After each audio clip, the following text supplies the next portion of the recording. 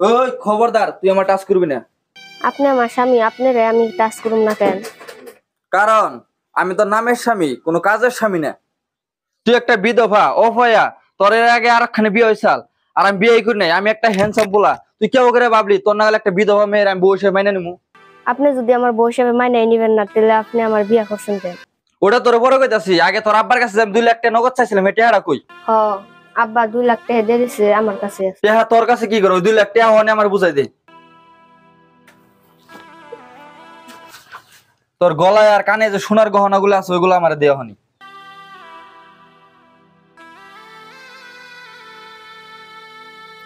এই যে 2 লাখ টাকা আর গহনা গুলো যে আমার দিলি, আমার আব্বা জোর কসাল দেখে তোরা বিয়া করছিলাম, নয় তোর নাল বিধবা মেয়ের আমি জীবনও বিয়া করতাম না। আর এই গহনা যার টেহা আমার দিলি না, আমার আব্বা যদি গম পায় তোর অসুবিধা আছে। এমন কথা কইেন না।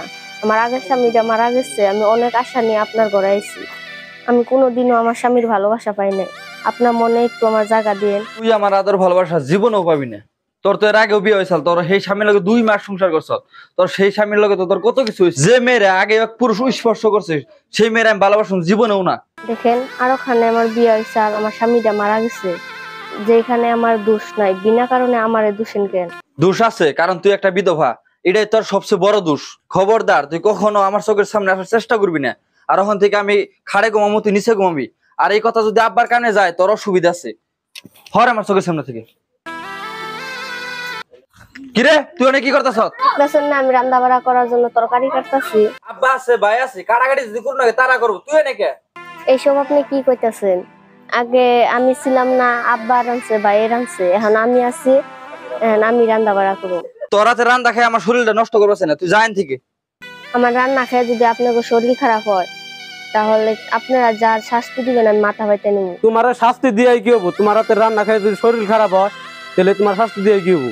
কুলবর ঠিকই কইছে, তোর যদি শাস্তি রুকবেরাম তোর ভালো হবো না। ওই আব্বা কোনে গেছে রে?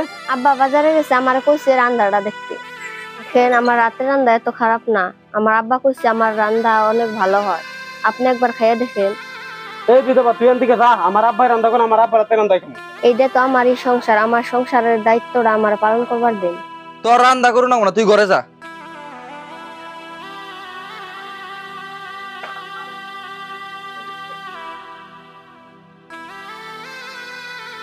ফুলবার তুই থাক, আমি বাজার থেকে আহি।